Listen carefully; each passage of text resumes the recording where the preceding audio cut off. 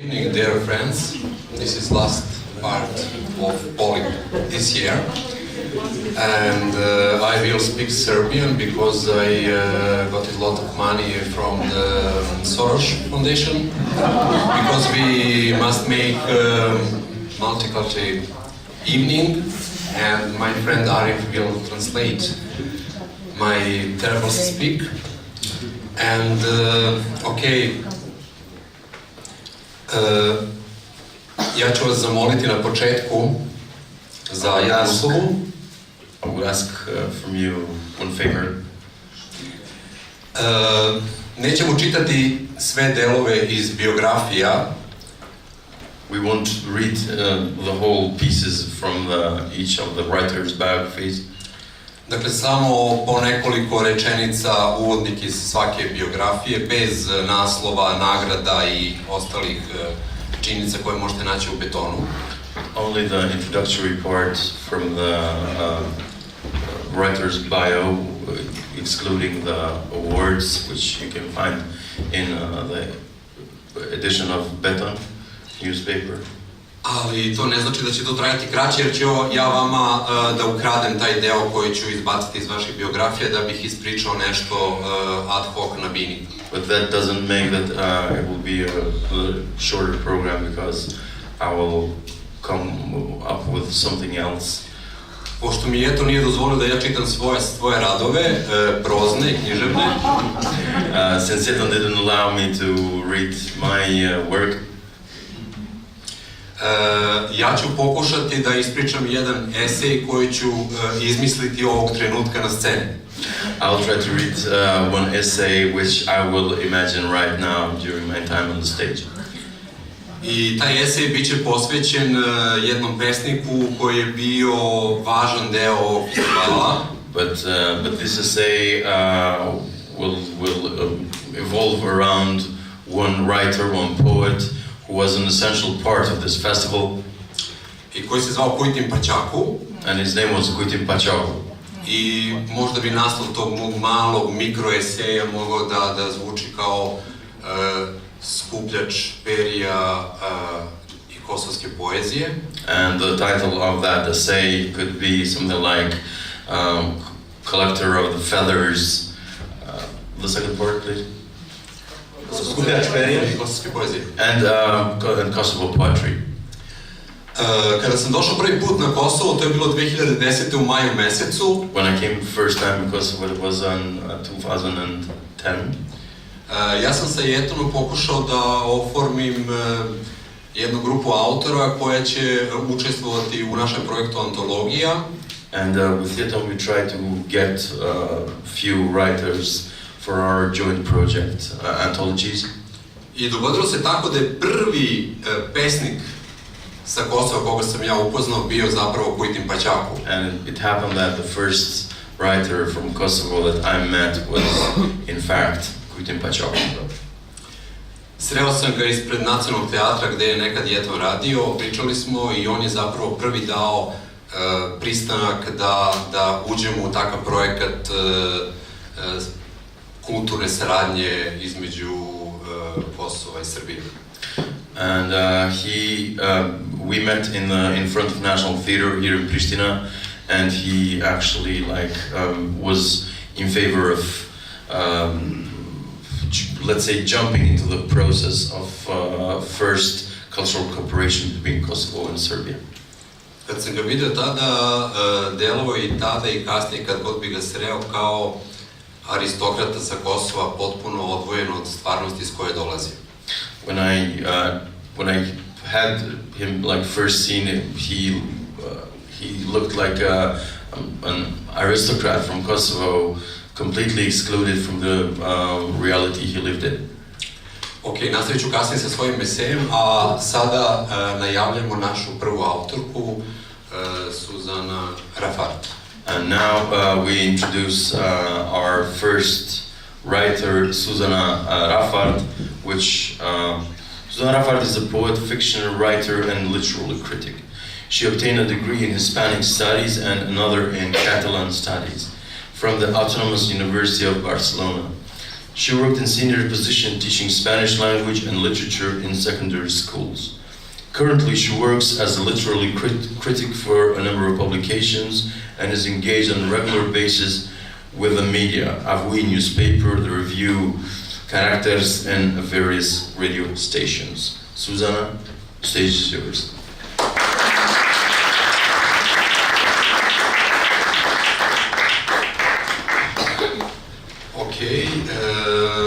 Samo jedno pitanje pre čitanja, a to je... One question before the reading. Okay. Koliko ljudi koji pišu na katalonskom razumeju književnost na španskom i koliko se sa druge strane razume književnost koja nastane na katalonskom? How many people who write and speak Catalan understand the Spanish literature and vice versa, as I understood? Okay, you translate from Catalan too? Joking. I think Catalan people can read and understand perfectly Spanish, but it's not the same in the other way. Spanish people usually don't read in Catalan, neither Catalan poetry. To me podsjeća na neke prilike kod nas ovde, ostavit ćemo Pesnikinju da nam pročita svoju poeziju. Okay, we leave the writer to write its work. Please enjoy. Thank you very much.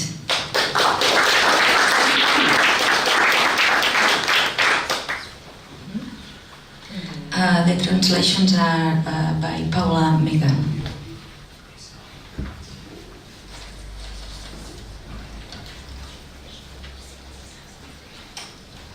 La veu.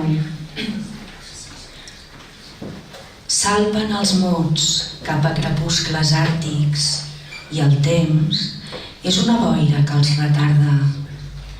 Digueu-me on sóc, planures atziagues, donades frèvoles i vidres breus. On és el canvi de la veu llaurada que en terra lignifica sense arrels? Amunt, cap al no-res m'inflamo, perquè en la flor extingida sigui encens.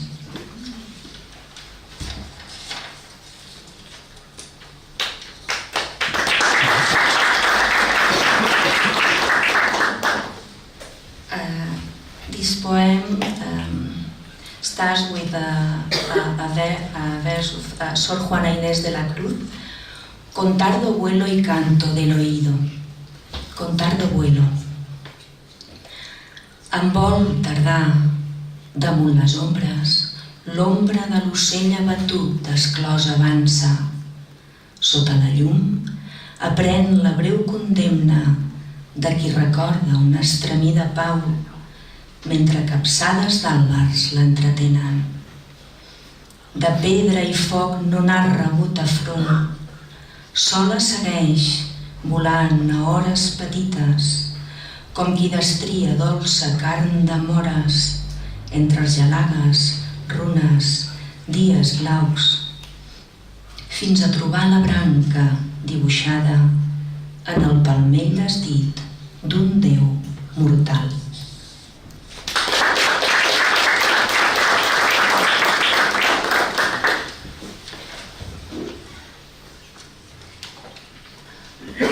This one starts with a verse of Emily Dickinson, Soul take the risk.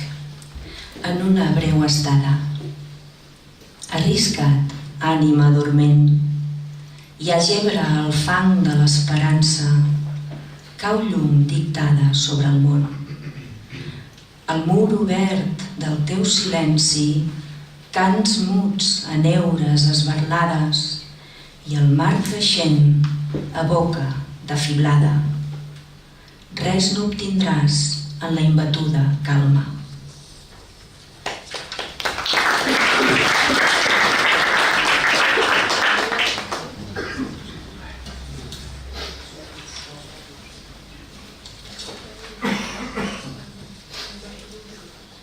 This is an epitaph. No hi trobareu senyal, però passeu. Endins del marbre esperarà la rosa i florirà d'amor perquè ho noteu sense aixecar la llosa.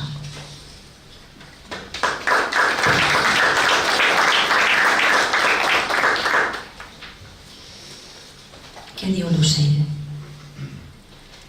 Què diu l'ocell torbat per la tempesta? Com ha predit l'atzar de font obscura, no tornarà a la muda i dolorosa sang del seu casal. Qui sent humides ales en la nit? D'on manquen altres vents que no el prevenen? Res no l'espera, res no el fa avançar. Deixa plomes en l'aire on s'aliena. Més, si en trobeu el cos, preserveu l'aigua que dorm perduda als ulls desarrelats.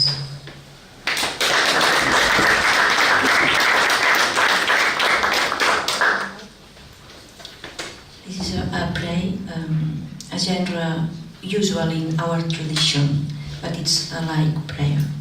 Senyor, no m'abandonis a l'amor. Senyor, no m'abandonis a l'amor.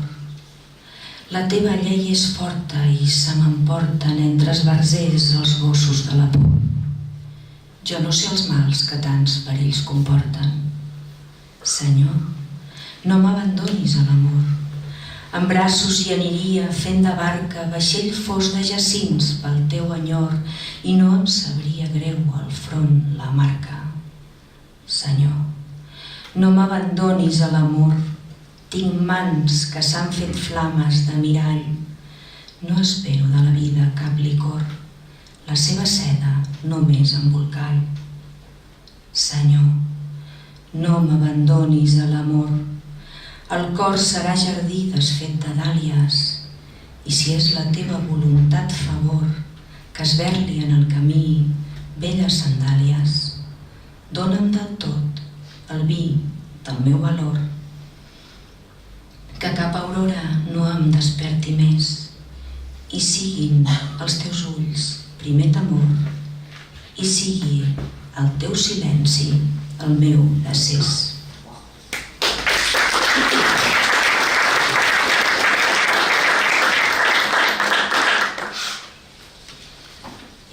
At least a poet of the time, I try to pass to the lyric poetry to the civil poetry in these difficult times. Un poema del temps. Creix el dolor de l'ombra, l'ombra que tria en la terra la vida que vol redimir, l'ombra que ha vist com avança la branca en el mur confinada, l'ombra que no té tornada, l'ombra que tinta el silenci insegur de la matinada, l'ombra que és nit en la nit, l'ombra que és flor en l'albada, l'ombra que no té camins, l'ombra que és lliure i és alta, l'ombra del poble que sap que és esqueix i llavor d'himnes callats de llibertat.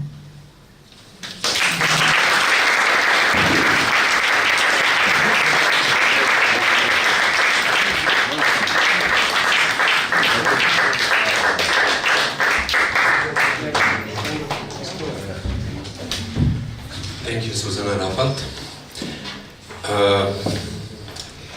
Кой е наш следващи автор? Our next guest is Alida Bremer. Alida Bremer. Molim jedan veliki aplauz za Alidu Bremer.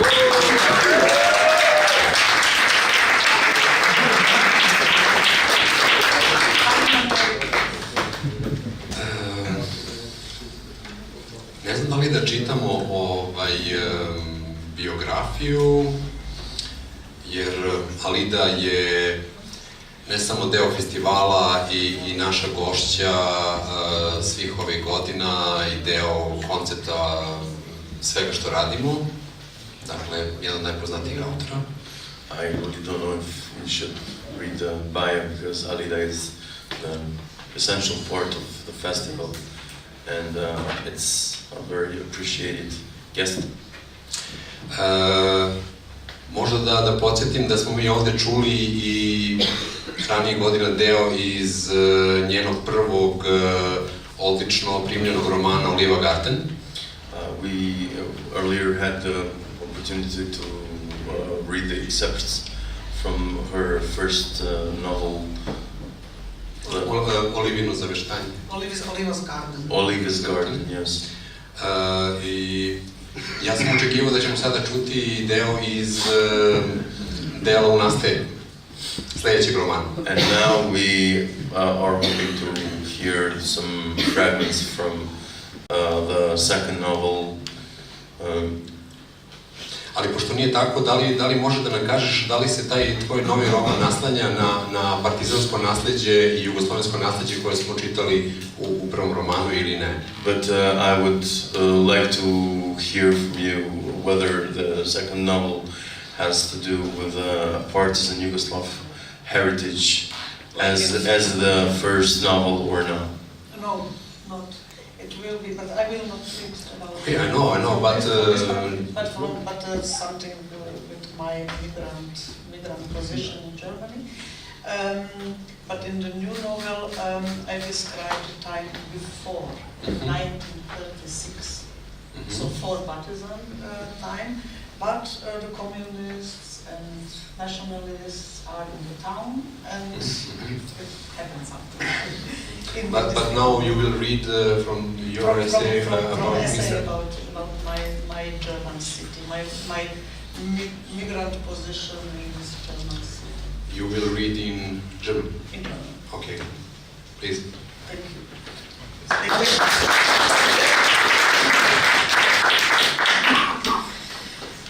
Auf der Suche nach dem Wasser. War es ein Zufall oder die Vorsehung? War es ein günstiger oder ein ungünstiger Nordstern, dem ich gefolgt bin, als ich eines Tages im Jahre 1986 nach Münster kam? War es eine glückliche oder eine unglückliche Fügung, dass ich am Anfang in der Jägerstraße wohnte?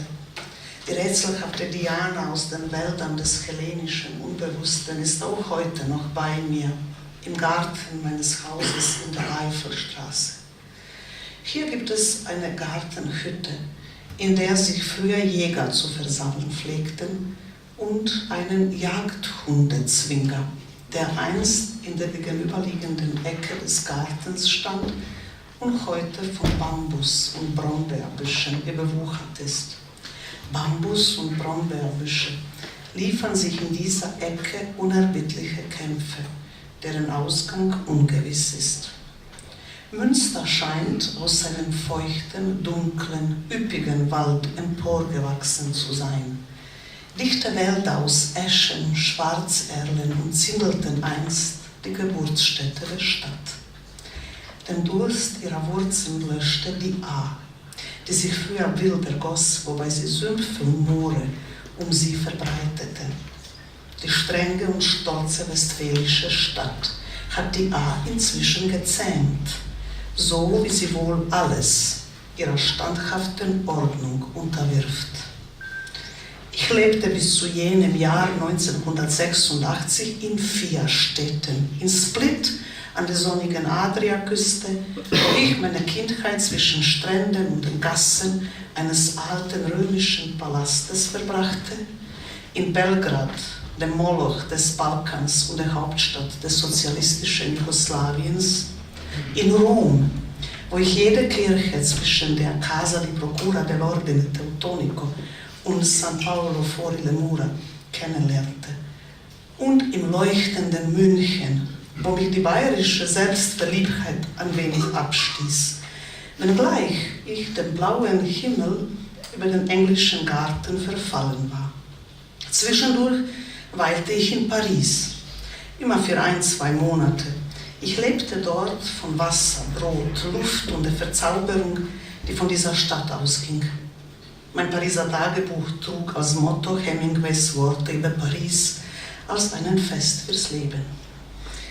Als ich auf den Spuren der Bibliotheken und des Wissens, denen mit derart naiver Begeisterung nur ganz junge Frauen in ihrer Selbstvergessenheit folgen können, weiter nach Norden zog, war mir zu keinem Zeitpunkt der Gedanke gekommen, dass ausgerechnet die Universitätsstadt Münster die letzte Station meiner schwungvoll begonnenen Wanderungen werden sollte. Aber endet nicht jede Jugend mit einem unsanften Erwachen? Ehe ich mich versah, fand ich mich in Münsteraner Jägerstraße wieder, in einem dreistöckigen Haus aus den 50ern, das die langweiligste Fassade dieses Styles Europas vorzuweisen hatte. Nein, ich habe sie nicht gemocht, diese Jägerstraße, die von der Hammerstraße ausgehend in einem leichten Bogen auf die Südstraße zuläuft. Die nichtssagende Architektur der Häuser, alle von gleicher Höhe, alle ordentlich, mit bescheidenen Vorgärten auf der linken und mit abweisend geschlossenen Türen auf der rechten Seite, die gespenstische Stille und ein wenig einladende Kneipe, in der abends schweigsame Männer ihr Pilz bei der mürrisch dreinblickenden Kellnerin bestellten. Verrutschte und nass gewordene Röckchen aus weißem Krepppapier umspielten die Füße der verrucht anmutenden Pilzgläser. Manchmal saß ich nur da, spielte mit einem durchweichten Bierdeckel, schwieg das dunkle polierte Holz der Theke an und wartete auf ein Wunder. Nicht einmal der Name Südstraße und auch nicht der nahegelegene Südpark, beide mit ihrer Anrufung des Südens, konnten mich trösten. Ja, nicht einmal der kleine Teich im Südpark, mit dem ich meine Suche nach dem Wasser in dieser Stadt, die einst ganz unschuldig Mimigernerfort hieß, begonnen hatte, vermochte mich zu erfreuen. Mimigernerfort, das hätte auch ein Wesen aus einem Kinderbuch sein können, ein Zauberer, der Kaninchen aus seinem Hut zaubert. Vielleicht lebt er tatsächlich einmal hier, denn auf allen Wiesen der Stadt hoppeln heute Kaninchen herum, unzählige Kaninchen, die wahren Herrscher der Stadt. Die Jäger sind inzwischen ausgestorben, ohnmächtig vor der Unschuld der Kaninchen. Oder haben sie sich bloß zurückgezogen, sind verschwunden im Teutoburger Wald. Ich musste dringend irgendwelche Gewässer finden, die mir das Gefühl der Verbundenheit mit dem Mittelmeer vermitteln würden. Denn in der Nähe von Wasser würde ich mich wieder wohlfühlen, so meine Hoffnung. Auf der Erde sind alle Gewässer untereinander verbunden. Es gibt eine gesellige Gemeinschaft des Wassers, so redete ich es mir ein. Wir Menschen sind nun einmal soziale Wesen. Und in Münster des Jahres 1986 konnte man diese Tatsache leicht übersehen. Vor allem, wenn man eine Südländerin war, die noch frische Erinnerungen an Rom in sich trug, an die Fontana di Trevi, genauso wie an die Strände von Ostia, an den nur eine Stunde Zugfahrt entfernten Golfo di Napoli, an die jungen Männer, die in lauen Sommernächten hinter den Mädchen herpfiffen und sie grundsätzlich schön, bella fanden. In Münster schien mich niemand zu sehen oder gar schön zu finden. Auf meinem Kopf lastete der bleierne Himmel, als wäre er der merkwürdige Hut der Münsteraner Frauen, die Falkenhaube, von der der Gesandte des Papstes Fabio Chicchi, dem Markgrafen von Mantua, erstaunt berichtete. Nicht einmal beim Fahrradfahren, das war in den ersten Monaten das Beste, was die Stadt mir zu bieten hatte, konnte ich mich von diesem Riesenhut befreien. Wenn ich nur irgendwo Wasser finden würde, flüsterte ich, während ich am Aase vorbeiradelte. Der Hut der Münsteraner Frauen, unsichtbar auf meinem Kopf, aber schwer, schwarz, versperrte mir den Blick. Man kann wahrlich nicht behaupten, dass es in Münster trocken war. Allerdings kam das Wasser aus der verkehrten Richtung, vom Himmel auf die Erde und färbte den Himmel grau. Alle Menschen fuhren im Regen Fahrrad, viele ohne Regenbekleidung. Nass gewordene Babys nuckelten in ihren Plastiksitzen an ihren Schnullern, während der Regen jedes Weinen sinnlos machte. Ja, sogar der Aasee, der mir damals noch gar nichts bedeutete, soll wegen des andauernden Regens entstanden sein. Als wieder einmal die Särge in den Gräbern des naheliegenden Friedhofs im angestauten Wasser, von dem die Erde matschig und weich geworden war, zu schwimmen und zu schwanken begannen, fassten die Bürger der Stadt den Beschluss, auf Professor Landois zu hören und einen Stausee anzulegen. So haben die Toten den Lebenden etwas Freude geschenkt, zumindest dieser Legende nach. An einem der unzähligen verregneten Tage lernte ich im Treppenhaus in der Jägerstraße Herrn N. kennen. Herr N. wohnte eine Etage tiefer in einer identisch zugeschnittenen Zweizimmerwohnung, nur dass er im Unterschied zu mir sehr zufrieden mit seiner Wohnstätte zu sein schien. Wir sind zufrieden, pflegte er zu sagen, wenn ich mich nach seinem Befinden und dem Befinden seiner Frau erkundigte. Die Frau war hochgradig dement und er kümmerte sich liebevoll um sie. Kinder hatten sie keine. Herr N. lud mich zu ihnen ein. Außer den Stimmen der Professoren in den Vorlesungen, die zugegebenermaßen gelegentlich vorzüglich waren, etwa eine Vorlesung über das Fugen-S in den deutschen Kompositen, hatte ich bis zu diesem Zeitpunkt kaum eine menschliche Stimme gehört. Meine Kommilitoninnen und Kommilitonen schafften es nach den Vorlesungen und Seminaren jedes Mal so schnell zu verschwinden, dass ich mir nicht einmal ihre Gesichter, geschweige denn ihre Namen merken konnte. Die Einladung zu einer Erdbeerpole war meine erste nähere Begegnung mit den Bewohnern dieser Stadt, bei der ich ihre spröde und wohlorganisierte Herzlichkeit erstmals erlebte. Von diesem Getränk wurde ich an jenem späten Nachmittag schofel betrunken, sodass ich 5 Minuten brauchte, um schwankend und torkelnd meine Wohnung wiederzufinden. Mit Herrn N. kam das Meer in mein Leben zurück.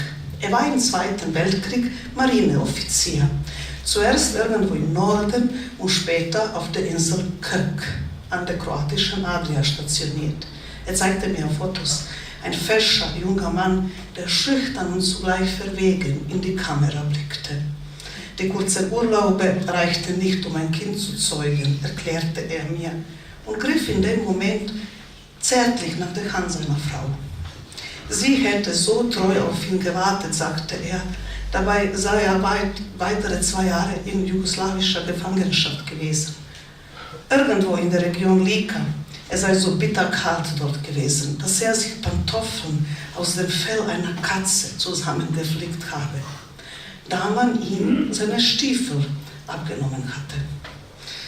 Ich traute mich nicht nachzufragen, ob er die Katze dafür eigenhändig töten musste, aber ich ging davon aus, dass er dazu kaum fähig gewesen wäre. Wie er so da saß und liebevoll die Hand seiner Frau streichelte, die freundlich lächelte und kein einziges Wort sagte, entrückt in eine Zeit, in der es kein Warten mehr gab. Wenn Sie sich nach dem Meer sehnen, warum fahren Sie nicht an die Nordsee? Fragte mich Herr N., während er für mich die vom Alkohol schwer durchtränkten Erdbeeren aus einem aquariumähnlichen Glasschale herausfischte.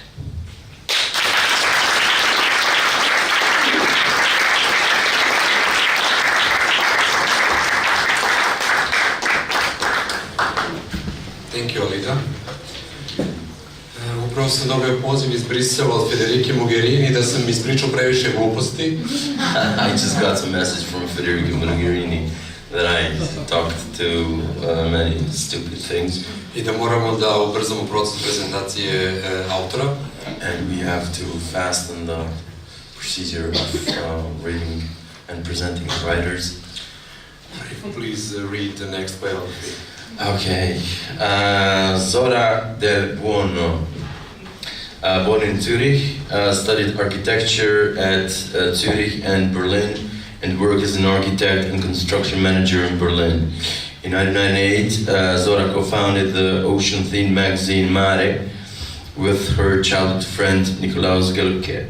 Alongside her work as a journalist and editor of the culture section in 2008, she published her first book, Kanitsverlangen, a novel about a contemporary Berlin gay scene in the last days of the Second World War.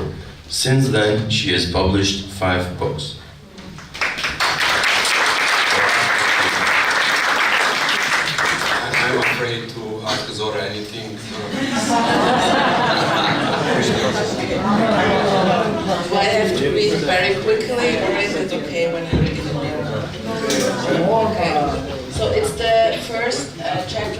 frame of my last novel, and it's about the summer 2013 when Edward Snowden stepped in our lives. And it is, yes, the first 6 pages, and after that it goes back and the text tells how the person came in this situation. She is in now. I don't have line. Okay.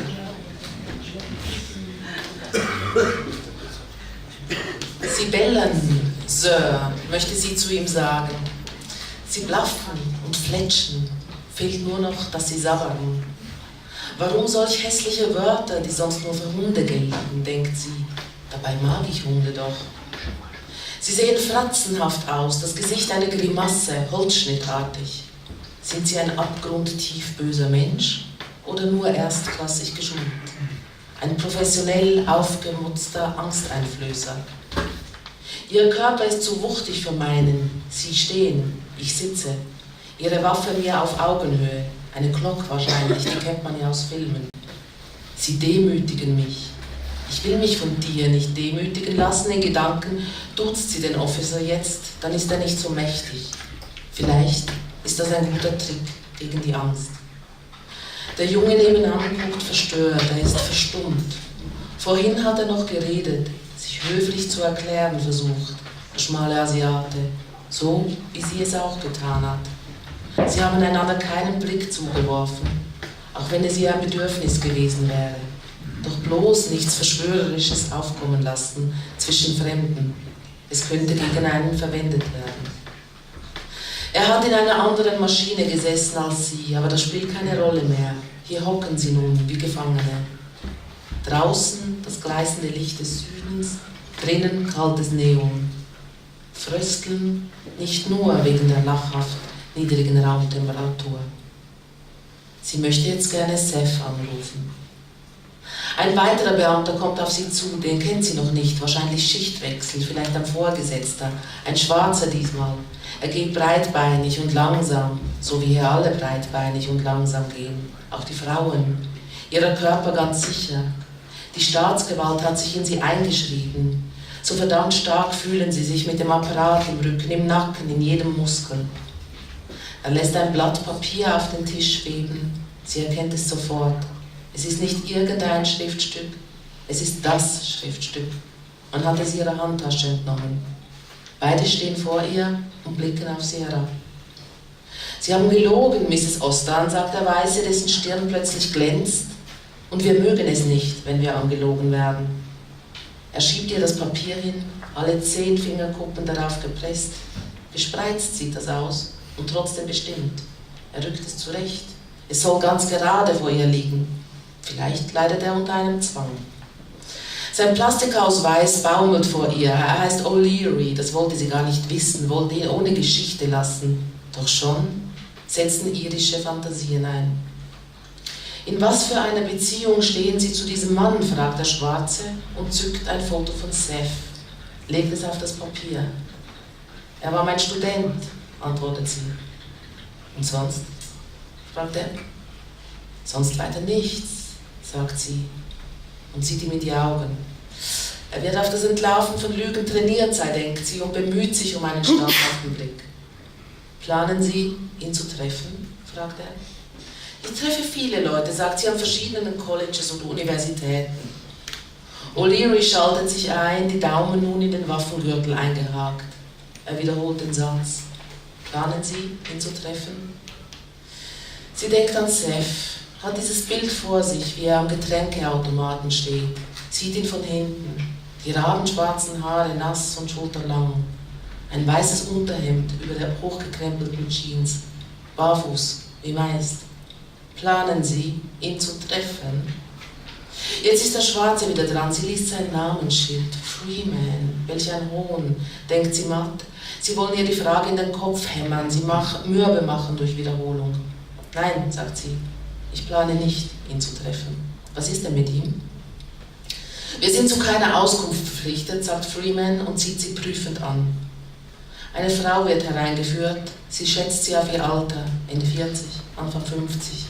gefärbtes rotes Haar, knalliger Lippenstift, eine Tasche mit Schottenkaro-Muster demonstrativ vor sich hertragend. Sie setzt sich neben den Asiaten, schimpft, öffnet die Tasche. Ein Hündchen, wuschelig und schneegewaschen weiß, springt heraus. Ilire stürzt hinüber. 5 Frauen greifen die Schritte, schon steht er drohend vor ihr. Er wird laut. Der Asiate zuckt zusammen. Sie ist froh, dass sie eine Pause hat, die geballte Macht auf jemand anderen gefallen ist. Die Rotgelockte ist wagemutig, lässt sich von Ilires Getöse, wer ihr in Gottes Namen gestattet habe, das Tier aus der Tasche zu lassen, nicht einschüchtern, sagt nur trocken, ihr Hündchen müsse Pipi machen, ob sie jetzt gehen könne. Das müsse alles ein Missverständnis sein. Ilire stößt einen gepressten Lacher aus, ruft in der Nebenraum nach einer Susan und wartet dann stumm. Freeman klopft laut auf den Tisch, sie erschrickt. Mitkommen, sagt er. Sie steht auf, folgt ihm durch den Raum, vorbei an dem Asiatenjungen, der zusammengefallen auf dem Stuhl hockt und zu Boden stiert.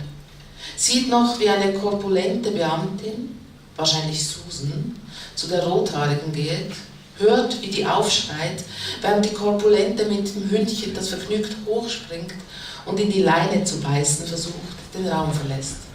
Das Gezeter der Rothaarigen will kein Ende nehmen, was Freeman unkommentiert lässt, und auch Ilire schweigt einfach weiter. Sie gehen einen Flur entlang, Freeman voraus. Sie spürt jemanden hinter sich, fühlt, wie die Person näher kommt, dreht sich um.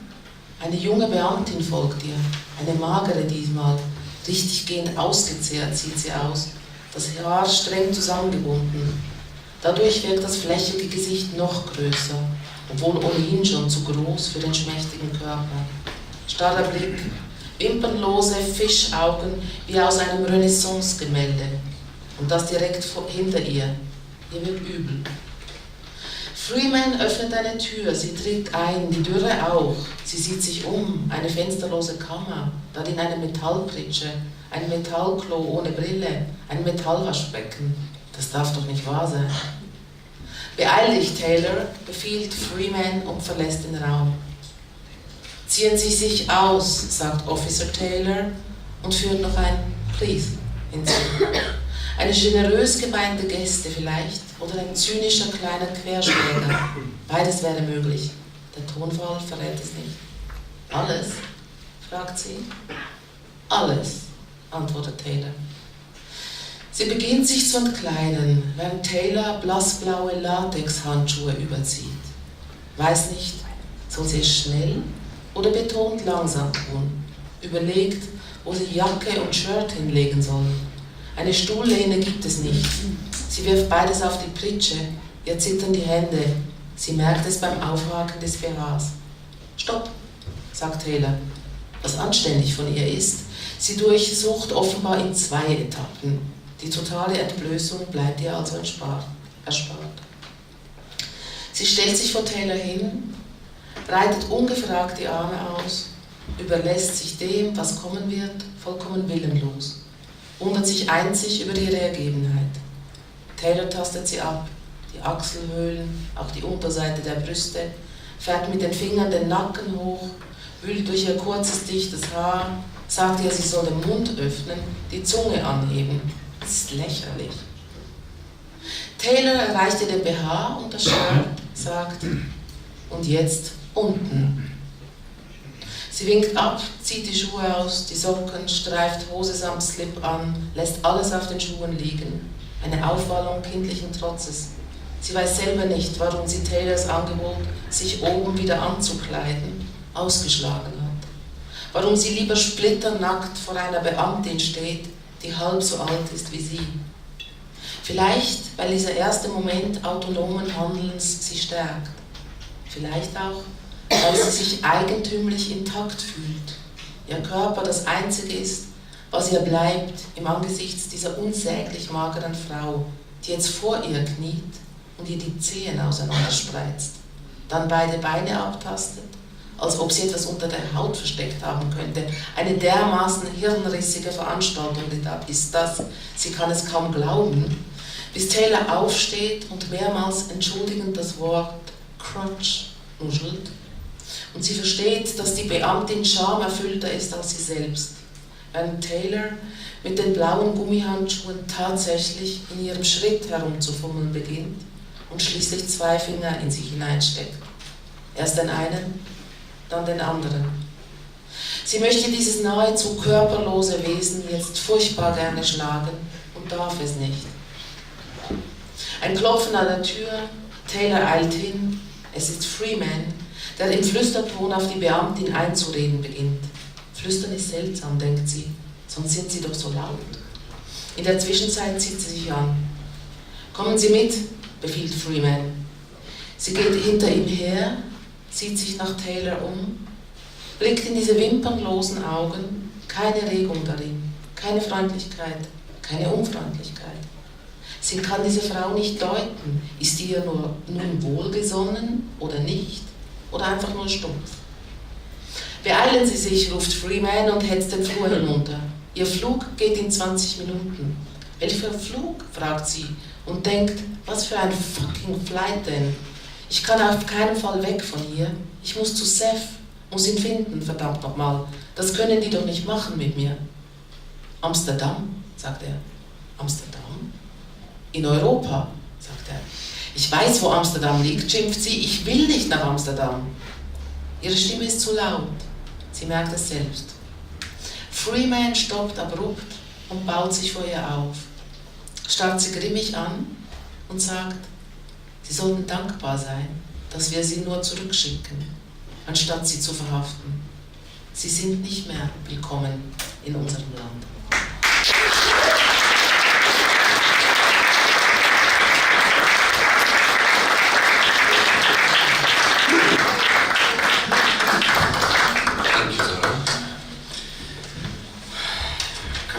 Do sad smo zvali Veteran Dosio.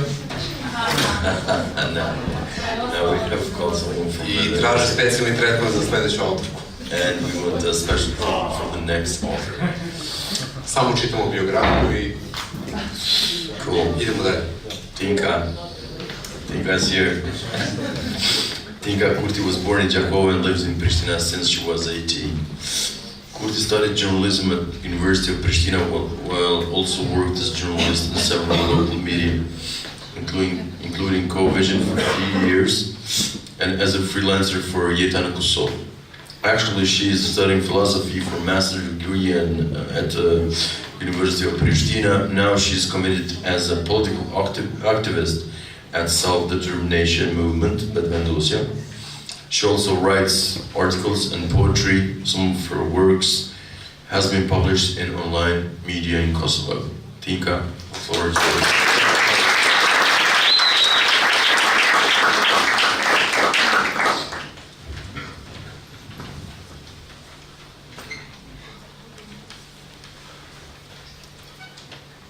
Izmir. Quhem Izmir. Jam fëmija imagjinare në nësime. Emrin e mora prej një romi dashnori saj kur ishin 6 vjeç. Nëna më tha se poezia është përshtillim fjalesh, babai më dha sallatat e ngrohta të hamburgerëve të globalizmit. Mërzinë e mësova vetë dhe ju thash, vuajtja s'është post përbëritja e lindjes së poezisë. Mendova gabim. Pas thirrmat janë fjalët e vetme të vërteta, e frazat e shkruara mes luftrash marrin vlerë pa të drejtë. Lufta është e përditshmja me zotrat e ndërgjegjes. Quhem Izmir dhe emri është një shpagim me historisë njerëzore. Nëna ime humbi shumë kohë në redaktimin e letrës së vetvrasjes, se vrau as poezinë. Jetoi me mallkimin që refuzoi romin sepse ishte i zi. Të dy do të ishin vrarë rrugës sikur të kishin pirë ujë nga duart e tij. Në një mal me gështenja. Ose do të bënin kurora me ujvare dhe kur nuk do t'ja mësynin parajsës. Quhem Izmir, s'ka rëndësi sa vjeç, para meje ishte një Izmir tjetër me alamet sy, me mimik shumë të gjallë. Mirësinë e mori me vete në fatin rëm. Quhem Izmir, nëna ime nuk bëri asnjë hap për të flakur tutje asnjë emocion. Nga dashuria për Izmirin, lotët i ngacman me pamje të lajmeve ndërkombëtare. Quhem Izmir, jam pendesa në nësime. Quhem Izmir, Nuk më pëlqen zëja në emrin tim. Nuk ka zonja e zotërinë në qenjen time, nuk ka emocione të drunta, ka përçmim për ata që ju friguan fundit. Ka veç kujtime si inqësime të turbullta. Quhem Ismir, jam zemërgjërsia babait tim, ma gjepsja e grave me sytë e tij, jam një poezie mjegullt, rivale e festivaleve. Me gjas jam analfabet, por di që poezia është një vdekje e vogël. Vargu i saj i fundit është qasti pas orgazmik. Nuk jam purgator, jam hapësira mes dy të dashuruarve.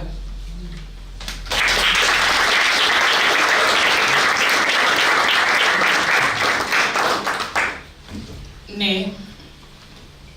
që qohemi nga dheu që ecim kilometra me tokat e ngrëna, që thembrat na janë qarë nga peshat e rënda të injurimit. Ne që flem saloneve, që s'kemi një dhomë në shpe, një vend në botë, ne që flokët në mbajnë erë darke pa mish, ne që presim në radhë për pak dashurit të nënës, ne që ndjekim jetë pa privatizuara ende, që pim ujnë nga gypat e ndërgjegjeve të ndryshkura, ne që s'kemi pësujet dhe lahem në fajt duke imaginuar fëmijë afrikan të klëpin dritaret pas shiut. Ne që lexojmë lajme se thojnë të kemi lyer me kozmetik kancerogjene, e mendonin të fshinim gjurmët e lëndimeve shpirtërore. Ne që nuk shajmë kollaj, por që i respektojmë lëtuesit. Ne që pasi shoqet na kanë dëshpëruar, vazhdojmë të bëjmë shoqëni të reja, ne që shokët na kanë zhgënjur, vazhdojmë të rrisim besimin tek njerëzit, ne që të drejtën e llogarisim me shumën e problemeve në jetën tona.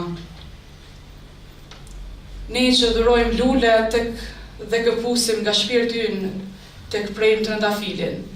Ne që e prekim fundin, por e shohim dhe dritën. Ne që ndërojmë te musgut, te agimet.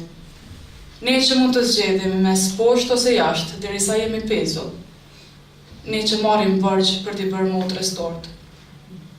Ne që shohim lartë e i hapim sytë, s'flasim, se duhet ta rikapitullojmë çdo prallë në botë. Ajo që na shkëlqen nuk është lakmia në sy, është cipa e zemrimit që na thot, shqyni derat secilin të egër, të sigurt, të vetkënaqur.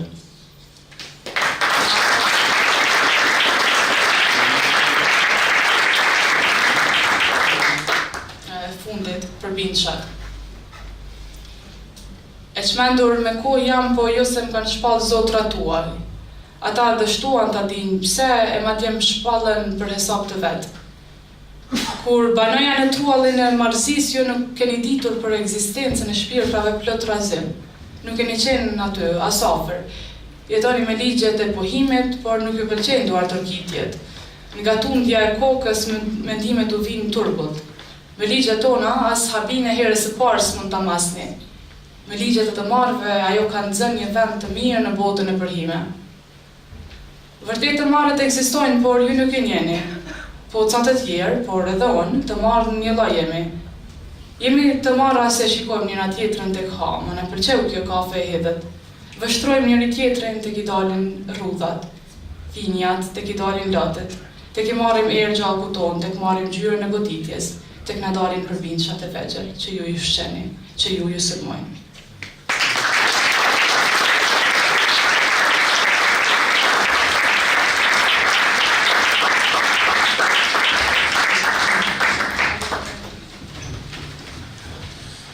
Tinka. Ostajemo u petoj brzini. We are in the 5th gear. Naš sljedeći gost je Agron Tufa. Our next guest is Mr. Agron Tufa. Molim jedan aplauz.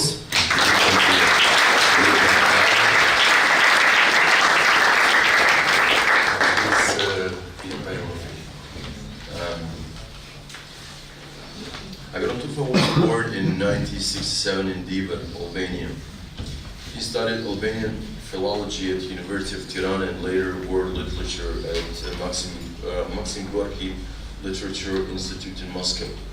There he also studied at the Russian State University for Humanities, where he obtained his MA in literary translation with emphasis on the poetry of Joseph Brodsky. He is a poet, author, translator from Russian, and professor of the 20th century foreign literature at the Philological Faculty at the University of Tirana. His works include books of poetry, among whose Fabula Rasa in 2004 won him the National Albanian Silver Quill Literary Award in Albania. Okay, Agron je gost rezidencijalnog programa u Prištini trenutno i volio bih da čujemo nešto o njegovom književnom radu trenutno, dakle na rezidenciji. Vi tash jeni rezident? Okay. Mund të më thonë disa fjalë për veprimtarinë e fundit. Tani unë po përgjigjem me një varg të Josif Brodskit, të më thonë, për këtë mirënjohje, dhe thot në fundin një poezie, por derisa gojës më shmbushur me palët, vetëm mirënjohja do kumboj prej saj. Unë pa e patetizuar, po them që qëndrimi në rezidencën e të festivali më ka krijuar një mundësi një mundësi për të shkruar diçka vendimtare. Kjo është një fjalë shumë e madhe. Dhe më duket se po ja dal me krye me sukses, po shkruaj ca monologje për teatrin e Tiranës, të shkurtra, monologje të shkurtra. Ndërkohë që unë i shkruaj, ato po i dhëm në skenë, do të thënë po i realizoj dhe presin vazhdimisht monologjet e radhës. Okay, I'll try to wrap up. Being the resident in the program of Multimedia has enabled me to come at the most, how to put it, like the most, the final, the decisive work of mine. So at the moment I'm also like working at some piece in a Tirana theater, and I'm sure this will enable me to send them some monologues and to follow up with my work in Tirana as well. Okay, thank you. Agron, take your praise. Thank you very much.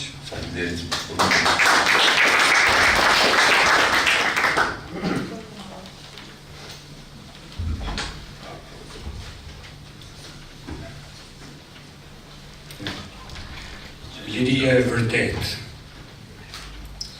Liria e vërtet është një shishke errët, e mbushur me gjinde të kapërthyr, e ndrysur në një lëngë të gas ngritës prej një pistoni mizor, mande e mbërthyer me një tap të dyllosur deri në vjaskat e mbrëme.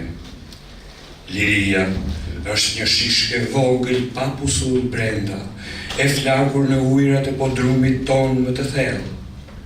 Tërë jeta jotes mjafton ta bësh litar, të zbresësh e të nxjerrësh prej fundit të pusit, t'ja bresh me dhamë tapën e dyllosur, e mandej të shpërthesh në një arati qiellore mbi greminën tënde.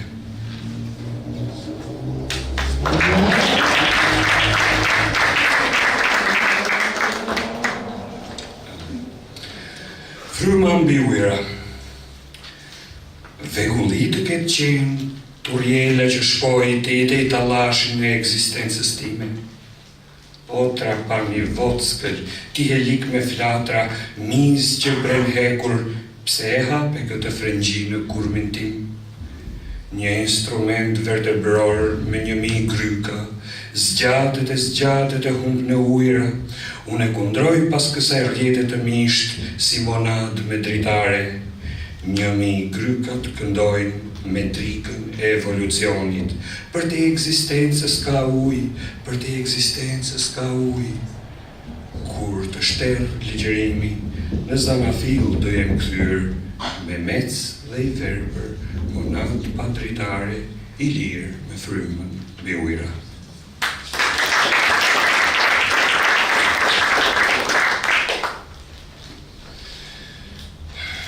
Ti e gjëja e tjetrit që shijohet tinës. Rrymat e vështrimit tim ta zën frymën. Dasht Zoti të këputesh nga dega para këmbëve të mia si zogu pa prej syve të gjarprit. Ti asnjë hap se hedh tot. Tashmë e përshtjellën një rrjet të dendur shigjeta shqimcake. Janë qerpikët e mi që të ngulen në lëkurën e tejpashme dhe të ma gjepsur humbasin në parsmin tënd, të veshur me akullin e një bukurie jashtëtoksore. Vështrimi im është krye demoni I hatit të nxehtë që ngre krye. Vështrimi im është gjuheti e prusht që të lëbim. Shigjetat e vështrimit tim humbi në poret subtile të kurmit tënd frëgërues, të zbardhur nga shkumbët e dantelta të deteve. Unë e ndjej plasaritjen e korracës së akut e dëgjova diçka bëri krak në krahërorin tënd. Statuja jote e brendshme rreth të çlirohet nga paraliza timrore në një liri të tabuizuar profane. Ti je gjëja dhe streha vetëm e vetes tënde. Tjetri do të sprapset. Herë të kur. E dua belin tënd të gjallë të përbëlitet si peshk elektrik në dorën time. Ti je trofe detesh prat Poseidon. Je peshk, je siren, korali alt dhe meduz. Floknaja jote ka me përmyt shtratin me mistere thellësish e parandjej si do të shpleksesh mes shkumës konfuzë ndër qarqaf si një fest rikrijimi në ishit antik. Ai tjetri u vel para kohe pa e prekur zemrën e mrekullisë, nuk I takon atij zbulimi. Shigjetat e qerpikëve të mi humbën të gjitha në të bardhën tënde prej mushmolle. Nëse murit prej kristalesh të akuta nuk shembet, tani. Kjo ka për të qenë një ndodhi tragjike, pa qerpik, dhe sytë e mi do të mbeten prorë të ngrirë, të gështuar në mur, dhe mos pafshin në kur.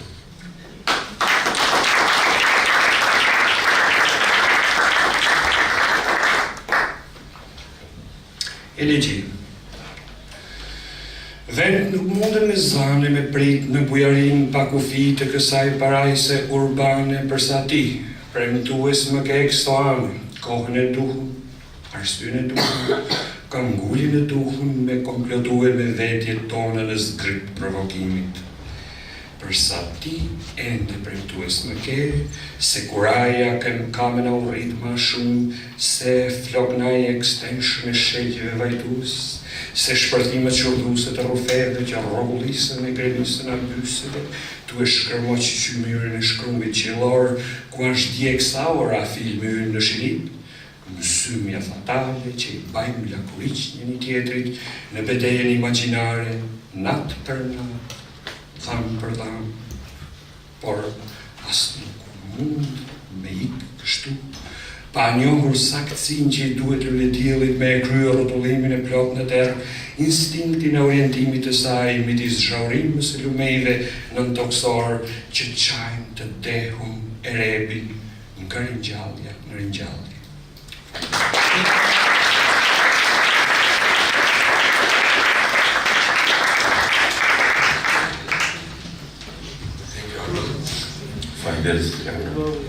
Ponekad mi je žao što nisam Dragan Velikić. Sometimes I feel sorry that I'm not Dragan Velikić. On uvijek završi sve svoje poslove na vreme, ide kući. He always finishes his work on time and goes home. Neko mora da ostane do kraja. I have to stay to the end. Sa nama je Ilire Zajmi večeras. With us tonight is Miss Ilire Zajmi. Molim jedan aplauz.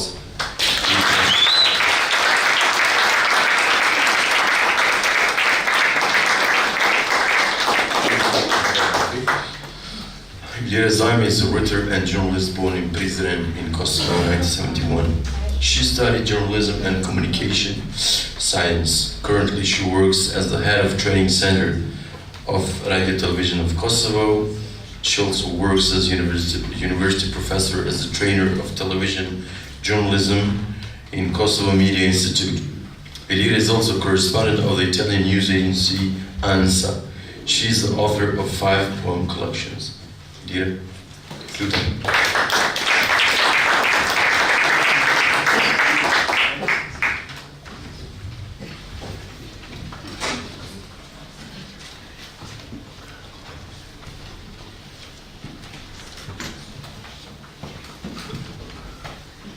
Këshilla vetes. Mos prit të gjithë burrat të bien në dashuri me ty. Të të quajnë kurtizan kur epshi o të rënsot. Mos I beso as kujt për ndjenjat e tua. Ti e di më mirë se kush do çka ndjen lëkura jote. Mos u shtirë se I di të gjitha. Mëso çdo ditë diçka të vlefshme për veten. Besto për gjërat e vockla. Mos lejo të bezdisesh nga punët e përditshme. Kur mos dil në rrugë pa vëth në vesh, po skuq e parfum që shije. Fal shumë, e marr mos u bëj. Falja vetes të gjitha çmendurit. Pranoja vetes të gjitha turpet. Mos fshi asgjë nga pasqyra. Bëhu e njerëzishme me ata që të dua. Qitua gjuhën snobëve e hipokritëve. Mos e pull dikë që ri me ty për një orë, nuk ja blen para qira. Zbulo vende të mistershme për të fshehur. Secili ka nevojë për një skut të veten. Mos u pendo kur. Mos kërko falje për gabimet e tua. Fajet e të tjerëve mos I merr me vete. Mundësisht mos flepa pa bërë dashuri. Ndjehu mbretëresh e fronit tënd. Lexo çka të pëlqen e mos I beso shijes së të tjerëve. Kujdesu fort për unin tënd, musine, e lufto deri në fund për gjërat që do.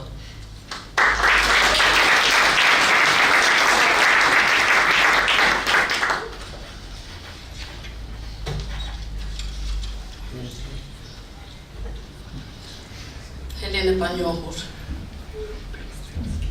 Jam një Helen e panjohur. Mungesën time se vren askush. As një burë së vra për bukurin time e se mati fuqinë dy luftim. Trofe lufte a kurban su për bukuria e trupim. Kaltroje për mua kush nuk sajoj.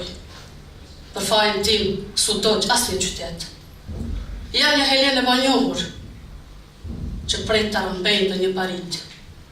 Jam një grua shpërfillur. Helen e panjohur me desjush.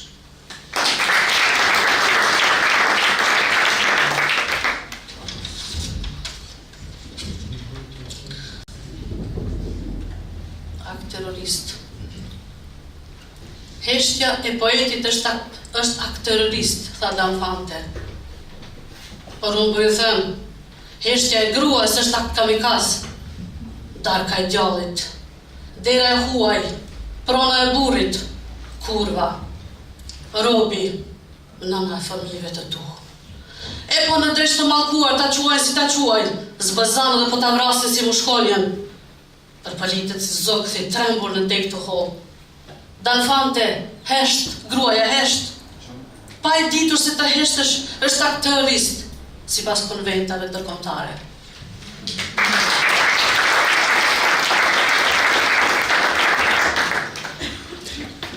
Dhe e fundit, dëshirat. Dëshirat janë fëmijë që nuk rriten kur. Fluska që po skruan në ajër, barka të përmbytura në det, joshi për të shijuar mollën e mëkatit. Praktisje kujtesës, hishë ndruar në eshk.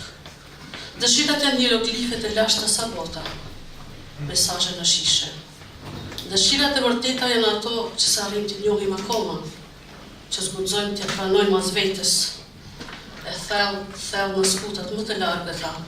Mbyllëm sytë në rësirin e dhomës padritare. Pyetemi të kujt janë vërtet dëshirat, tonat apo të hijive që na rrethojnë. Dëshirat janë zot shtektarë të trembur, nga vende të panjohura vinë, në vende të panjohura shkojnë.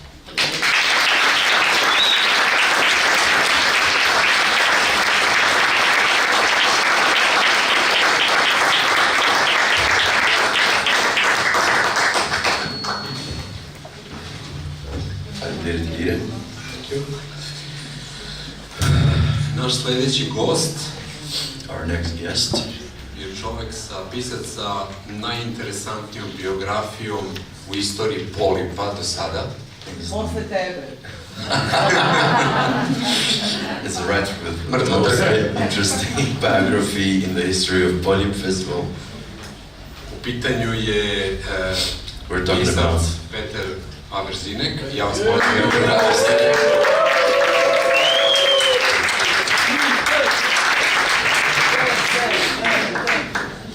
Sad je nestao.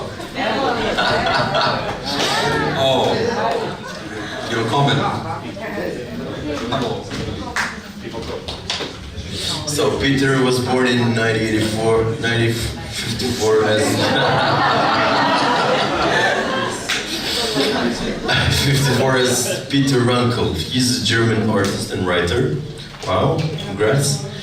We was born in Rostock as a part-time of East Side Germany. His parents escaped from East Germany shortly after his birth, leaving him behind. He grew up in the north of East Germany near the coast of the Baltic Sea and was adopted after some years in orphanages.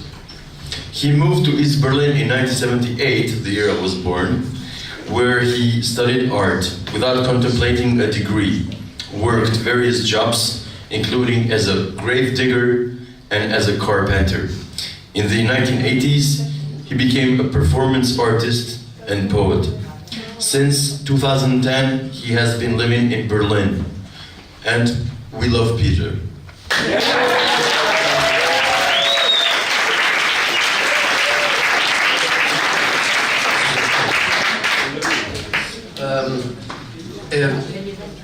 I think we can stop this for you. I make a song.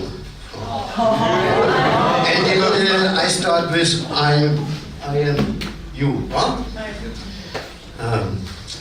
Ich singe für dich, Dylan Thomas, auf das Geschäft des Schreibens, auf die Ideen, die schwierig zu finden sind, auf den Geist, der Leben tanken will, auf die Sorgen, auf die Trinker, auf Menschen, die sich mit ganz normalen Sachen herumschlagen, auf den Geist, der sich abschalten lässt. Ich stoße an auf alle Dichter und auf den Gesang und auf die Musik und auf die Dichtkunst, ja, hoch die Tasten.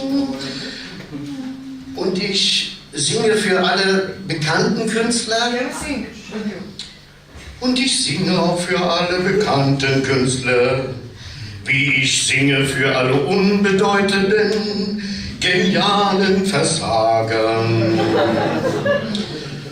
Ich bin du, du bist ich wohne in dir, du wohnst in mir, ich wohne in dir. Bruder, ich bin deine Wiedergeburt. Freunde sagen, ich sei dir wie aus dem Gesicht geschnitten, hätte deine Nase, dein Kinn, deine fliehende Stirn, deine Augen, deine Wangen, die Statur und auch den Hang, mich zu kleiden wie du. Ich, Dylan, ich, das ist gleich auch ein Wort. Ich dille nicht. Da ist kein Unterschied also zwischen dir und mir. Unterschiede verbinden uns. Wir sind unzertrennlich wie Papageien. Ich bin, weil es dich gibt.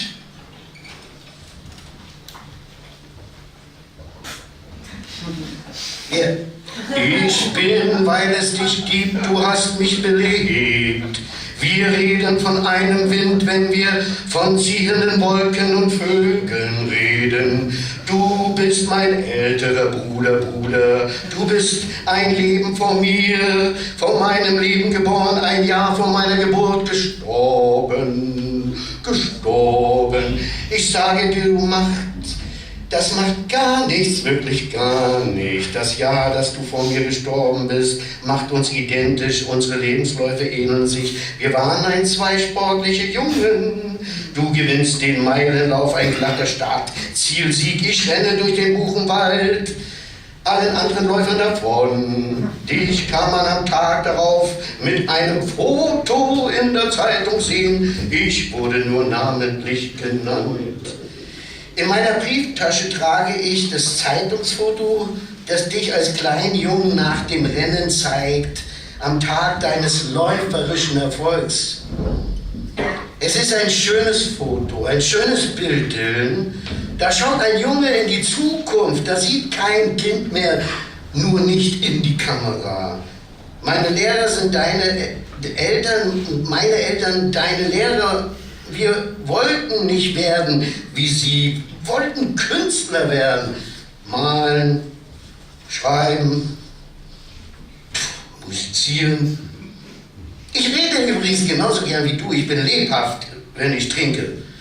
Ich traue mich angetrunken an Frauen heran. Ich mache ihnen Komplimente, ich bin, bis ich betrunken werde, ein Spaßvogel wie du und bin es dann plötzlich danach nicht mehr. Also mein Wesen ändert sich. Ich nerve, ich übertreibe und ich werde hinausgeworfen. Ich denke, wie du gedacht haben wirst, ich bin in Wales nie allein, bin immer mit Freunden zu dir und mir unterwegs. Auf mich allein gestellt könnte ich zu viel übersehen. 4 Augen hören mehr als 2 Ohren je sehen werden. Und zusammen ist man stark. Das stand als Satz in meinem Schulbuch geschrieben. 20 in Rostock, Lahn in Berlin. Ich reise nach Wales, suche unsere Städten. Ich reise zu mir, ich reise zu dir. Dein früher Tod verhindert, dass du mit mir reisen kannst. Wir werden uns in diesem Leben nicht treffen. Ich muss mir deine Orte selber zeigen. Deine Orte werden meine Orte. Dir bleibt dein Land, deine Zeit, dein Raum. Dir bleiben deine Leute. Unsere Länder sind ein Land. Und eine Dichtung wohnt in ihm. Meine Ostsee ist deine irische See. Wir leben am Wasser. Das Meer liegt zwischen uns. Das Meer liegt uns zu Füßen. Das Meer schweißt uns zusammen.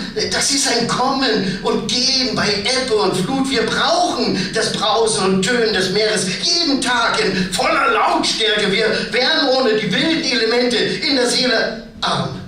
Und im Meer verdanken wir unsere schöpferische Kraft. Ein Wind raunt uns Geschichten ins Ohr. Ein Wind schenkt uns Melodien zu unseren Zeilen und wir dichten ganz simple Dinge. Wir schreiben, leben und dichten wie Marionetten der Natur. Keine Möwe mehr darf ins Ohr ihnen schreien, keine Woge laut an der Küste versprühen, wo Blumen blühten, darf sich keine mehr regen und heben den Kopf zu des Regens Segen.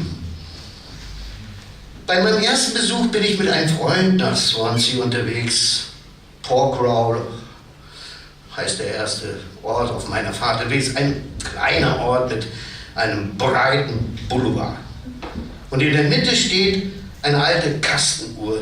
Nicht weit davon entfernt, ein Uhrmacher hat seinen Laden. Er stellt in ihm alte Grammophone aus. Der Mann selbst ein Unikum. Wir reden eine Weile über dich. Zum Abschied schenkte der Mann mir eine Zigarette von der Sorte, die du geraucht haben sollst. Ja. Die sei, sagte er, noch aus der Zeit,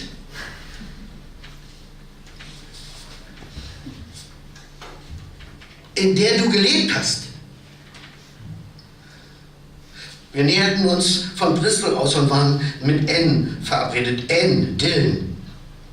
Diese gescheite, herzensgute, tolle Person, diese guten weiblichen Geist in deinem Haus, diesen Engel in Person, den musste ich nun für dich kennenlernen.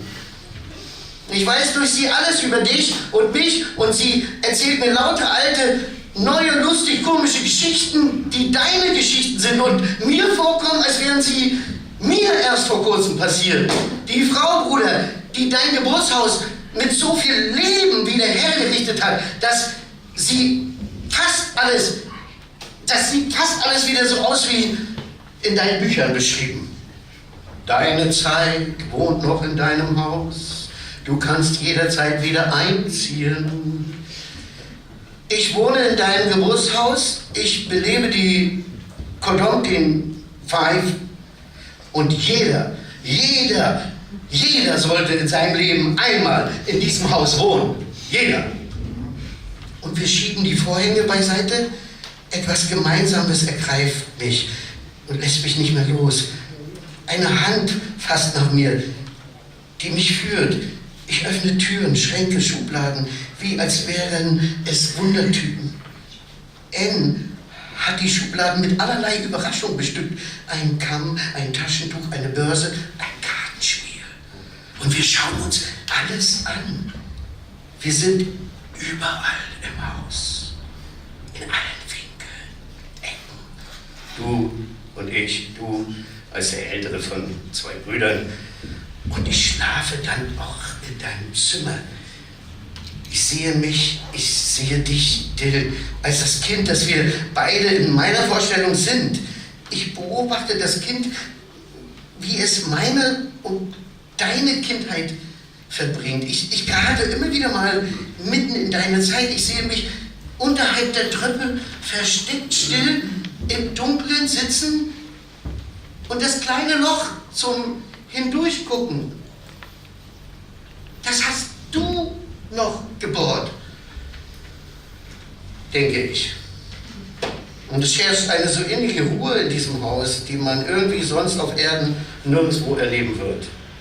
Und das Wetter ist ganz untypisch für Wels. Das Wetter ist bei allen meinen Besuchen stets wunderbar. Es freute sich die Sonne, dich und mich in einer Person wiederzusehen. Als wollte die Sonne freudig gestimmt all unsere Erkundungen begleiten, uns die Wege erhellen, alle Ecken hell ausleuchten. Eine leichte Brise schiebt mich voran, weht mich vorwärts,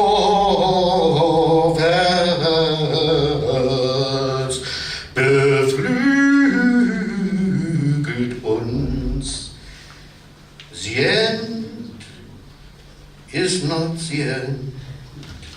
The end.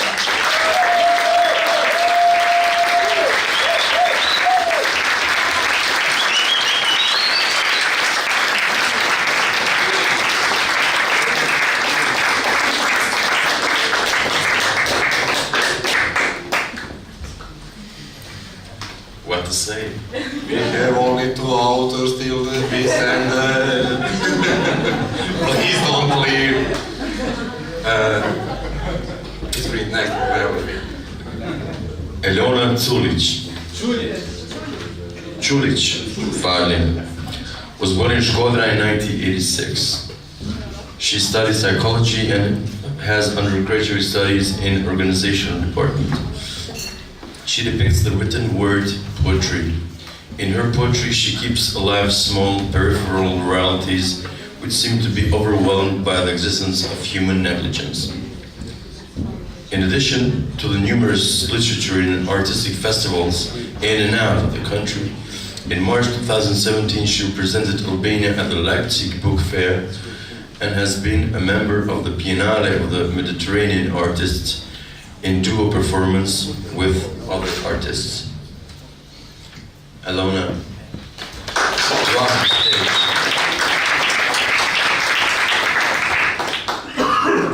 Nuk do të kënoj. Nesër kam me qenë Mars. Qielli ka më bjellë për fund kamve si dritore, mbuluar me perde të rasta guri. Kam me qenë Mars se flatrimi unshëm I zojqve kam me mbërthy kyçet e brishta. Gjakuem kam duart, gjakuem kam heshtjen, gjakuem kam pritjen. Nesër shiu kam më përtha e kam me harru me ra, duke majt vesh heshtjen tane për mbas derës. God e kuqe e brandimit ka mu derë në pragun I dritores. Marsi ka mu ngjynëta, Kam me mbi lullet kuqe, gjakuem kam duart, gjakuem kam heshtjen, gjakuem me lullet kuqe. Kam me qenë mars, e hana kam me linë e zez, për masuem jazës tane.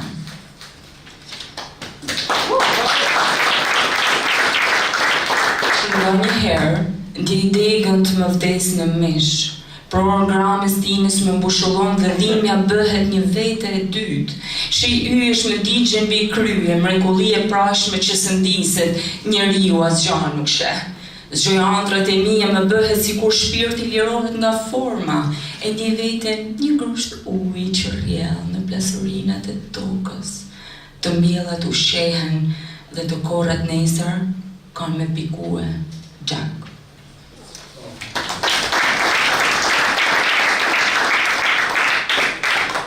Koha jeme është një ishull i vetmum, asgjë nuk del për te shndrimit për masuar për fatin e vet. Lutjet e mbrame flasin në gojët e ditës dhe Zoti hoi mjaltin e sy. Pikon deti në fundin e barkut, përshjellohen ngjyrat e qiellit. Sot ka me mbulue mjegulla, fusha ka mu përku nga era e errun dhe lullet e qeluna ka me mbush gjysmën e gotës bosh. Kurse kanga ka mu mbyt në plotnin e heshtjes së gjysmës tjetër. Me besu është një jetë e dytë, më thoshte gjyshja. Pro një vdekje zashme që ngulon tokën kur bie nata, një lutje me gjënd vram që për unjet me dritë për mbi krye.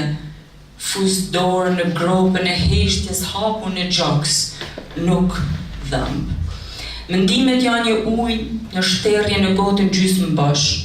Balli dhe i njohë me një farjes mini mbyllën e ta.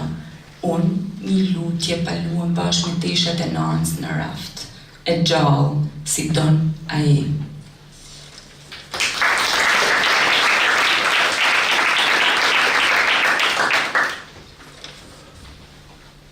Vdekja me pret 10 hapa në të majtë rrugës. Ras që Parisit kryenalt rrethue me hum drite që hapen e mbyllen kur dëgjojnë këngën e tij. Gropa jeme dritës është 10 pëllamp ma e gjatë se unë.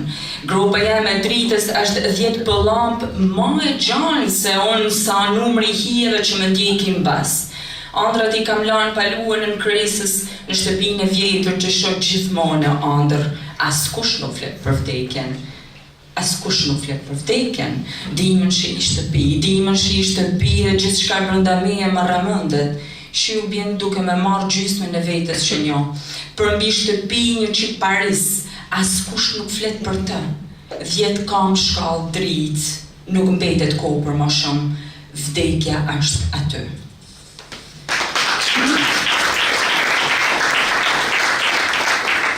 Shoh 3 dijej, një peng në mes dhe qënja ime lëkunde si shpirti varë në gram të qiellit.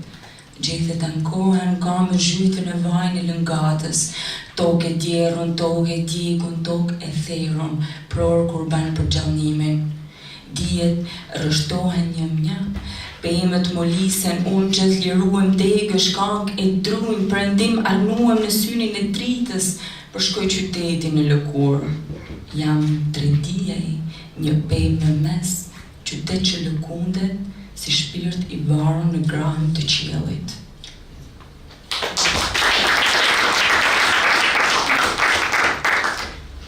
Mbas 3 dijeve shoh një diell tashmë. Shoh diellin, mbylli dhe syt dhe shkallë drite ngjiten nga toka jeme drejt tij. Ka nga zhytet në rrethin e verë të flakës, qindra mire grinë sa bien syve ti. Të shoh prej largu se si ngjitesh malit, flokët e gumzhin si tuzësh në erë, duart e mia brenda tyne.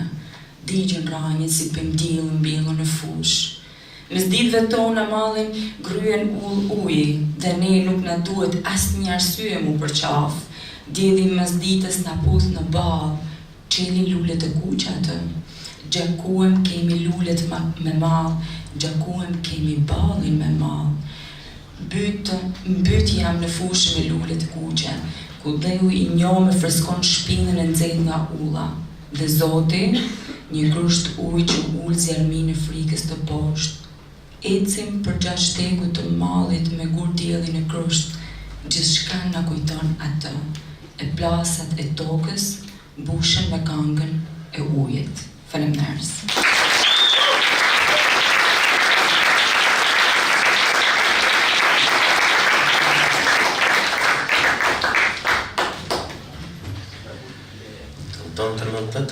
Imamo još jednog autora. Za kraj, velika zvezda. At the end, the superstar. Clemens Meyer. Clemens Meyer.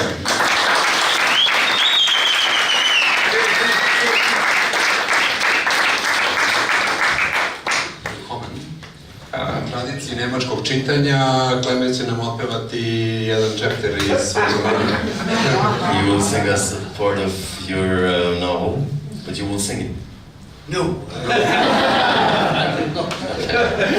I was yesterday evening, I sit with Peter at the Hammam bar, 2, 3, 4 o'clock in the morning, and we talked about writers we know together and about literature, and suddenly he said to me,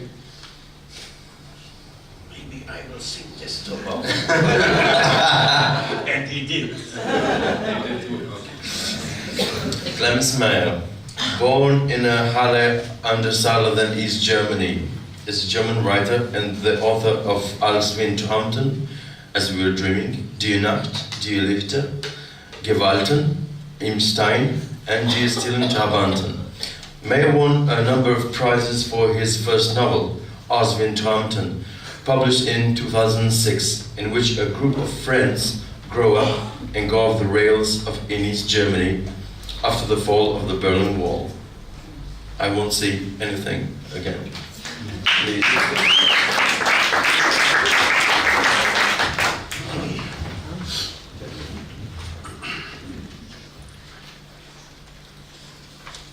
Yeah, I read now in German 3 pages of a novel Im Stein, which in English is called Bricks and Mortar.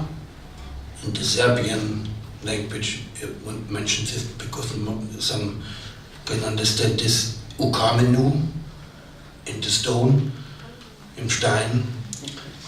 And this is a book, a novel, which, how can I say it, is in the first view about prostitution, about red light, but it is a book also about love and death, and it's a book which is constructed out of several voices and several styles, and the longer the book gets, the more surrealistic it gets or become.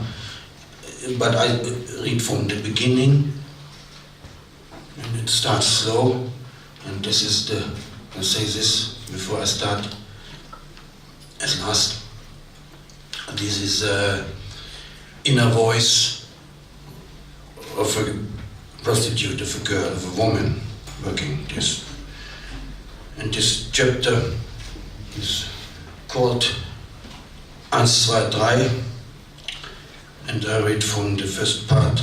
1, Girl, Girl, Girl, lass mal sehen, wie die Sterne heute stehen.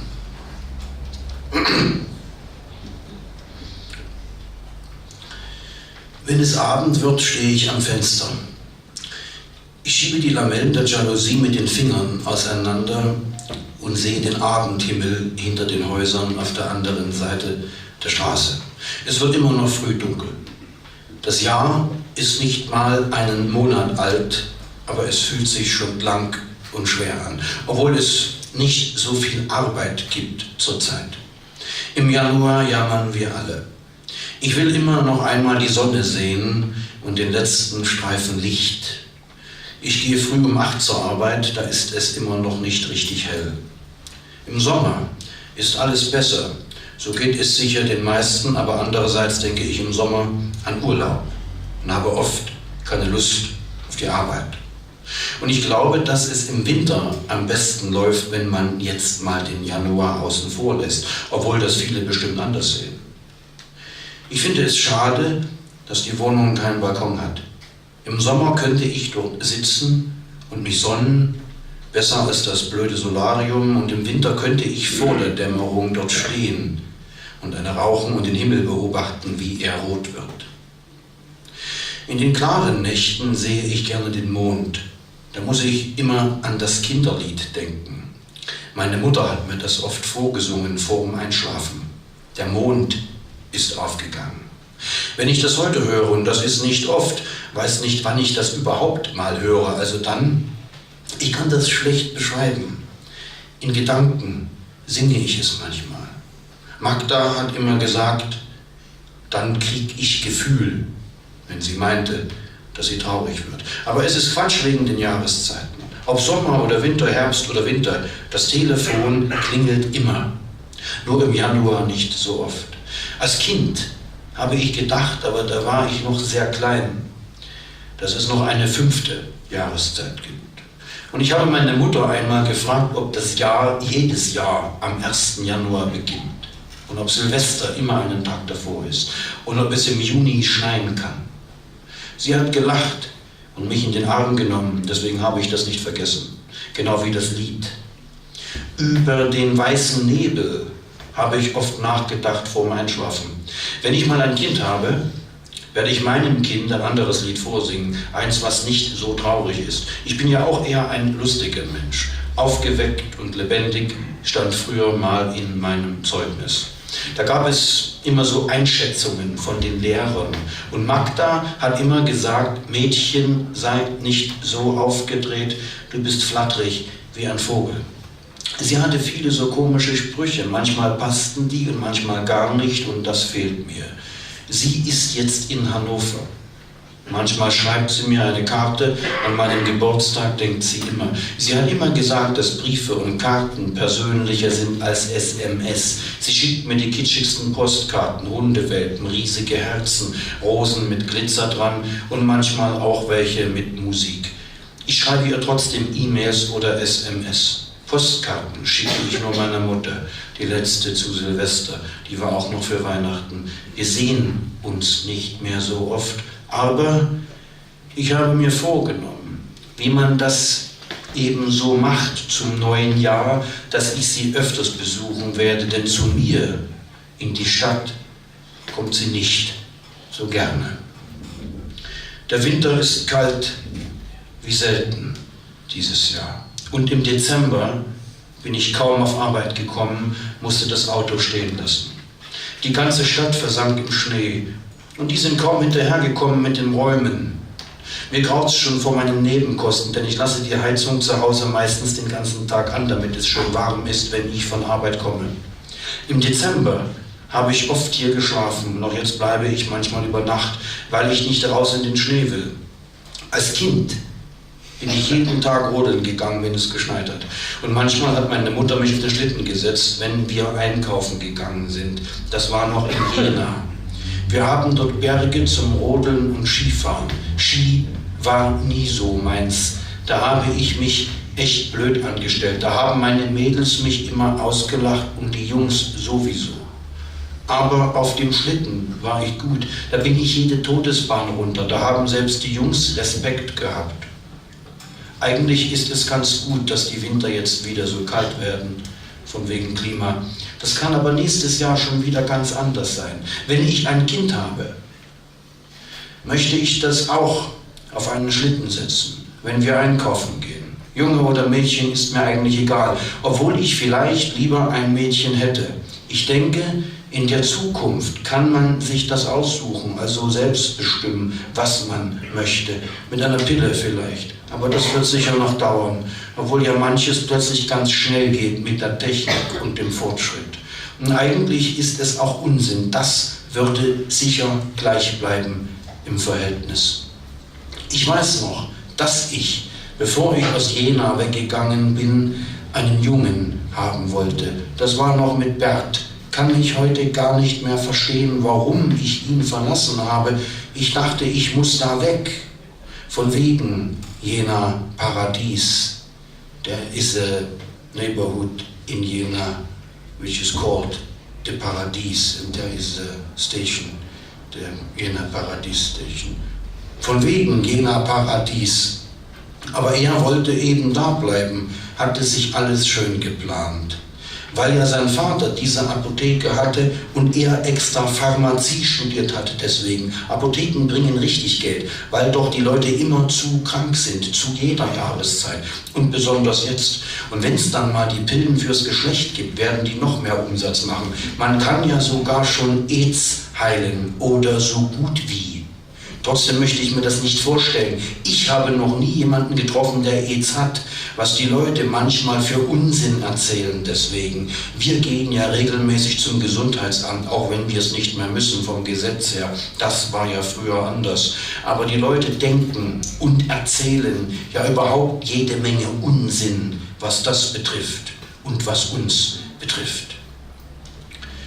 Und ich stehe am Fenster und schiebe die Lamellen der Jalousie mit den Fingern auseinander und gucke auf die Häuser auf der anderen Seite der Straße, hinter denen der Himmel jetzt rot wird und die Nacht auftaucht.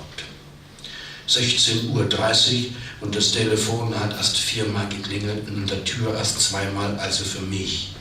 Weil Jenny seit 12 da ist und bis 12 bleibt. 12 Stunden, das wäre mir zu viel. 10 Stunden ist bei mir das höchste der Gefühle. Dann ist Schluss mit Kaffeelatte. Da muss ich lachen, denn das hätte auch von Magda sein können. Obwohl es ein ziemlich blöder Spruch ist, eigentlich nicht lustig, wenn ich jetzt so drüber nachdenke. Wann ging das eigentlich genau los mit diesem Latte-Kaffee? Da hat man schon mal geschmunzelt zu Anfang. Goodbye, mein Filterkaffee.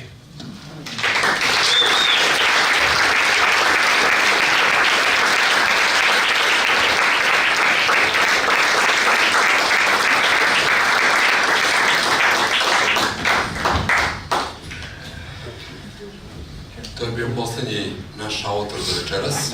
Clemens was the last author to read tonight. Što znači da je direktni prenos za Brisel završen.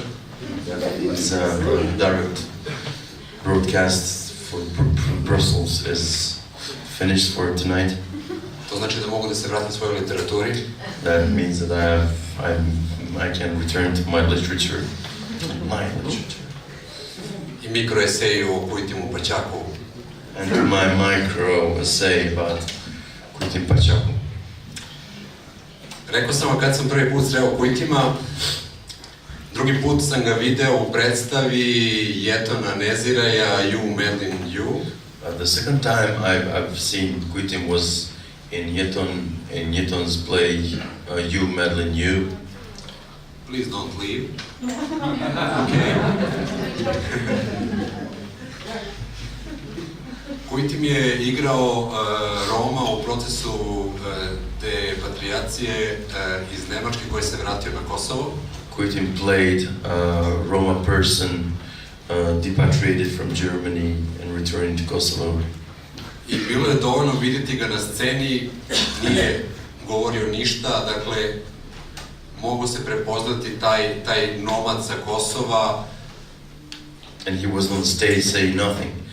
And you could understand that he was the Roma nomad from Kosovo. Čovjek koji je pripadao zajednici koja je nekako prolazila između raznih nacionalizama na ovom prostoru. A person coming from the community who was going through many nationalisms here in Kosovo. I koji u svom sećanju imao jedan holokaust koji je njegova zajednica preživjela. And in his mind he had an holocaust that his community was going through. U ovoj antologiji je objavljeno 4 pesme Kujtima Pačakova. In this anthology we have like four poetry pieces by Kujtim Pačaku. Ako budete čitali njegovu poeziju, možda vas podsjeti na sjajnu ulogu Bekima Fehmija u filmu Skupljači perja. And if you by chance read the poetry of Kujtim Pačaku, that will remind you of the brilliant role of Bekim Fehmiju in the film I even met happy gypsies. I even met happy gypsies, yeah. Okay. Ja ću pročitati jednu njegovu pesmu. I will read one of his pieces. Najpre u briljantnom prevodu Škezena Malića na srpski, a potom u prevodu na engleski. In the brilliant translation by Škezena Malića. Title is Remembering. Sećanje.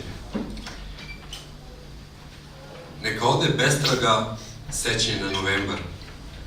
Dani kad je nemaština bila refren nedeljom, svake nedelje. Kad deci sam morao da stvorim porciju dnevnog sledovanja hrane. Mnogo je golja bilo tada, ali ja sam bio daleko više od njih. A kada sam porcije teglio kući, one bi jako otežale. Kao da sam na pleća stavio 3 planine, po jednu za svako moje dete. Neka ide bestraga sećanja na novembar, nedelje žestokih bitaka s kišom.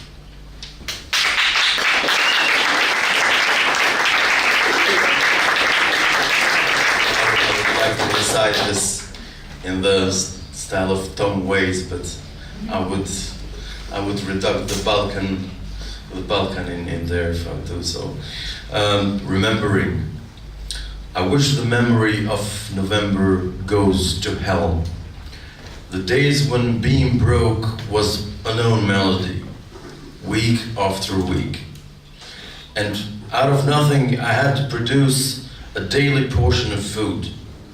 It was a hardship back then, but I was far worse than many of them.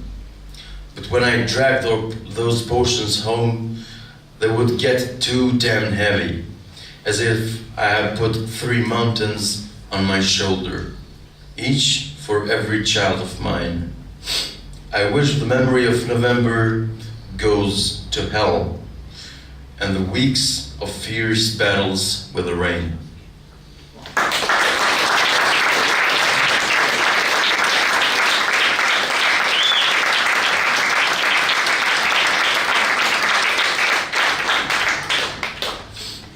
Dakle, ovo večer sam želeo da posvetim Kurtimu Paćaku. Mislio sam da je pozicija tog takvog umetnika i nomada možda pozicija umetnika koje bi trebalo nama, piscima danas, da bude neki pokazatelj u odnosu prema ideologijama povesti literature.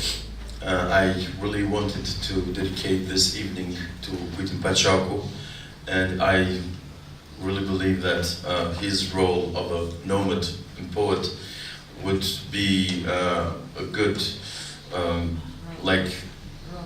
director, would tell us the right direction to us, the poetry and literature professionals, for our future work. Okay, but now 10 Minuten Pause und Konzert. Vielen Dank. Now 15 minutes break, and we will welcome Lisa Zora and the band.